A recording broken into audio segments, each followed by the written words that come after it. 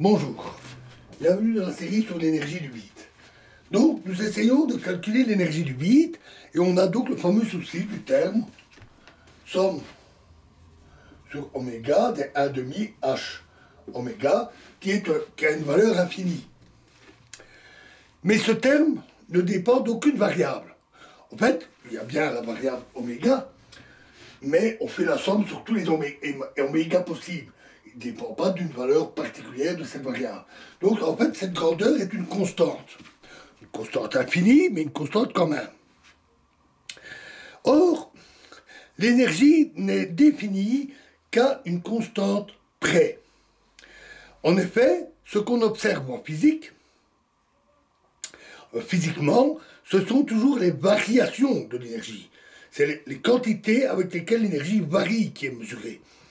Par exemple, si on a un oscillateur harmonique, par exemple, ce qu'on a vu, ou un atome, ou tout autre système physique, d'énergie E1, et qu'il change d'état pour passer à un état avec une énergie E2, tel que, par exemple, E2 est inférieur à E1. Alors, il va libérer le surplus d'énergie d'une manière ou d'une autre. Ceci est dû au fait que l'énergie totale est une grandeur conservée. L'énergie totale reste toujours constante. Par exemple, il va libérer cette énergie en émettant un photon. C'est une possibilité. Et le photon qu'il va émettre aura une énergie, la différence, l'énergie qui est perdue ici, c'est-à-dire il aura l'énergie E1 moins E2.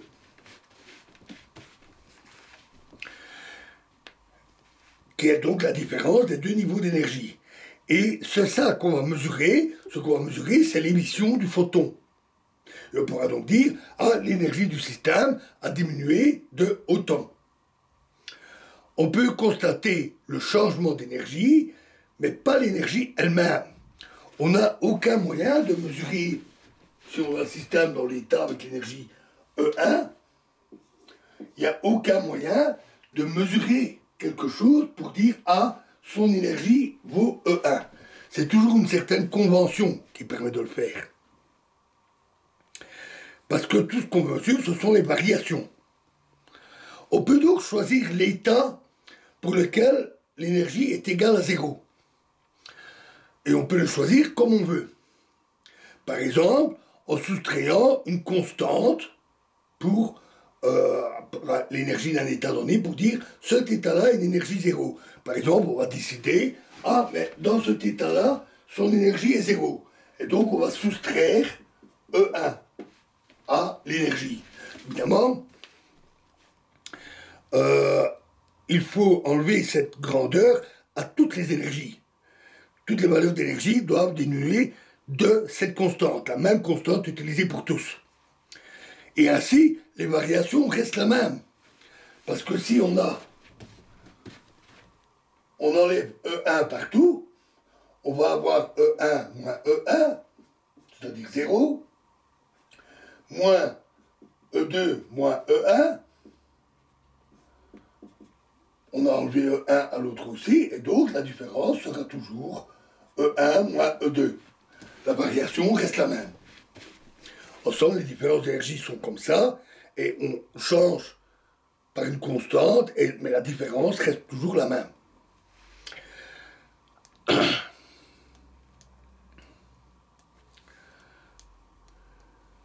Ce genre de choses se rencontre aussi avec d'autres grandeurs. Par exemple, la température. L'échelle de température qui est sur le thermomètre, en particulier le 0 degré, dépend d'un choix qui est totalement arbitraire. On définit par exemple le 0 degré Celsius, qui est utilisé sur nos thermomètres conventionnels, par le fait que l'eau gèle à cette température. Le 0 Kelvin, qui est appelé aussi 0 absolu, c'est la plus basse température possible. Il y a aussi le 0 degré Fahrenheit, qui est encore défini autrement, le 0 degré Réaumur, et encore d'autres. Il y a d'autres unités moins courantes. Les plus courantes sont le Kelvin, surtout en physique, les Celsius ou centigrades qui sont très très proches chez nous, et le Fahrenheit dans les pays anglo-saxons. Les autres ne se rencontrent quasiment plus.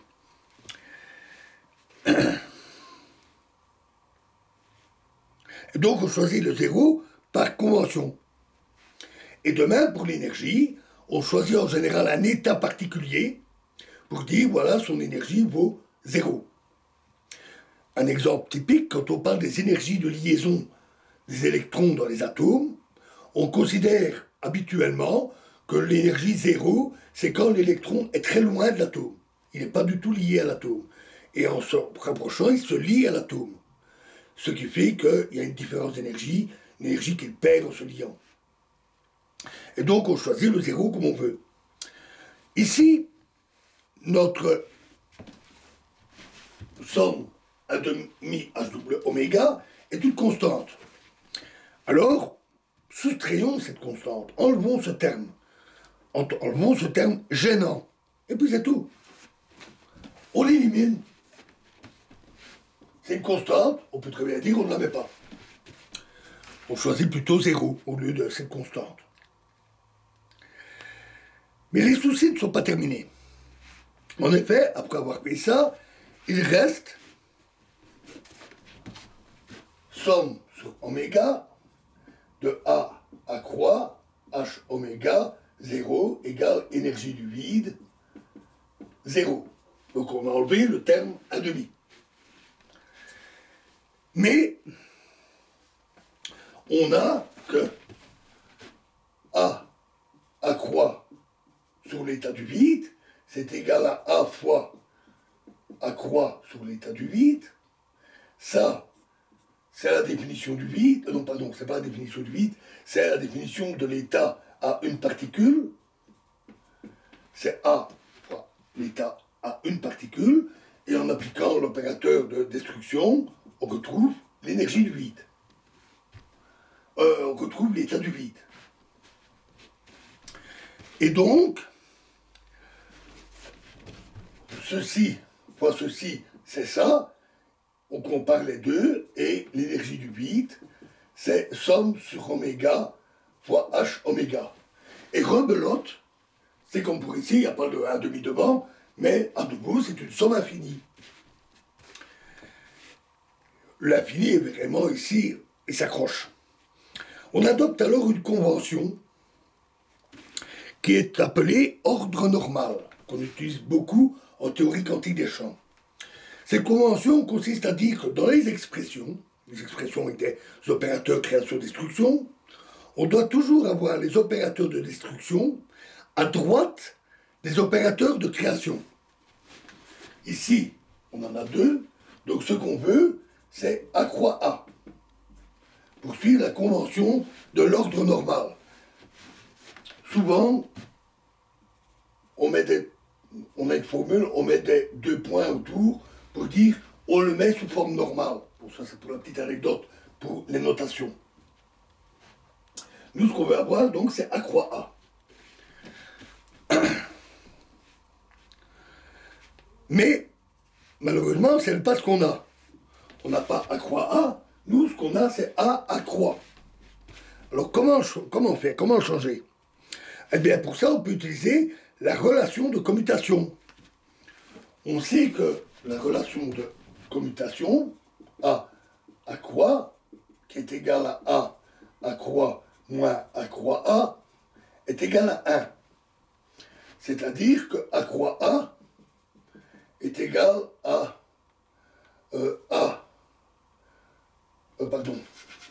Ça veut dire que A à croix est égal à 1 plus A croix A. A à croix, c'est ceci. Et donc, il suffit de le remplacer.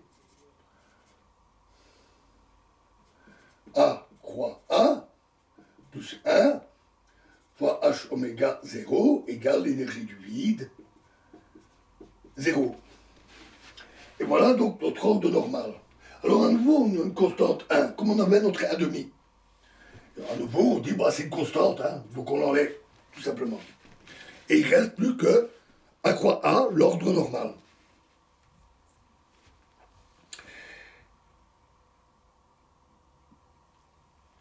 Or, dans ce cas-là, A croix A fois l'état du vide, c'est A croix fois A état du vide. Et ça, c'est la définition du vide quantique. C'est 0. Et donc, c'est 0. Et donc, l'énergie du vide égale 0. Donc, avec un jeu de réécriture et en choisissant l'échelle d'énergie, on fixe à travers les constantes, on a résolu le problème. L'énergie n'est plus infinie. Et donc, l'énergie du vide est nulle. Mais c'est une convention. Parce que par convention, on peut toujours choisir le 0 comme on veut, et le choisir pour l'état du vide est assez naturel. D'autant plus que on peut facilement vérifier que si on applique A croix oméga à 0, on obtient l'état 1. On peut facilement calculer son énergie. Et ce qu'on obtient, c'est que son énergie, c'est H oméga, le oméga qui a été utilisé. On a un état à une particule de fréquence oméga et donc d'énergie H oméga, comme pour le photon. Et donc là, ça colle bien.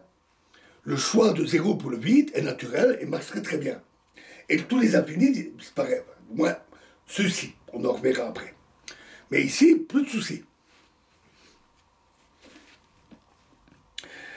Donc voilà pour l'énergie du vide. Mais le vide n'a pas dit son dernier mot. Hein. On va le voir ressurgir avec des valeurs, etc. Donc on va encore y revenir.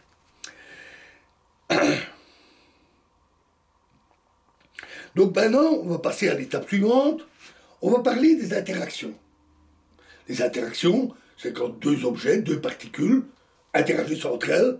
Par exemple, elles rebondissent l'une sur l'autre, comme deux boules de billard. Il y a une interaction entre les deux. Parce que jusqu'ici, on n'a traité que des champs libres. Par exemple, la construction de l'espace d'état du champ électromagnétique avec des photons se fait avec rien que des photons. On a parlé de l'état du vide, des états à 1, 2, 3, n photons, et c'est tout. Que des photons. De même, en parlant de la quantification du champ de Dirac, on a des électrons et des positrons, hein, l'antimatière, on a ces deux particules, et c'est tout. Mais en réalité, ils ne sont jamais isolés. Dans la réalité, on a de tout. On a des photons, des électrons, des positrons, et tout ce petit monde interagit ensemble. Il y a des interactions entre les différentes parties. On doit donc voir l'ensemble comme un tout, et l'hamiltonien va avoir une forme comme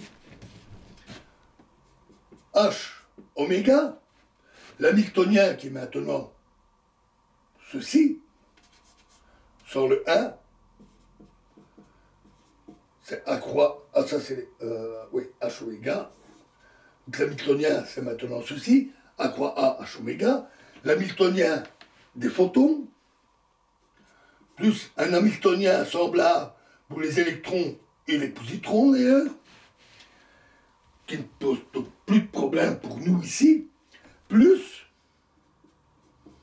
un hamiltonien d'interaction qui décrit l'interaction entre les photons et ces électrons-positrons. Donc en fait, il décrit l'énergie d'interaction, puisque c'est un hamiltonien, il décrit l'énergie d'interaction entre le champ électromagnétique et des charges électriques. On connaît sa forme classique et on peut la quantifier. Mais ça devient aussi tout de suite beaucoup plus compliqué. Et même tellement compliqué que dans des situations quelconques, c'est presque toujours insoluble. On ne sait pas calculer ce qui se passe. C'est trop compliqué.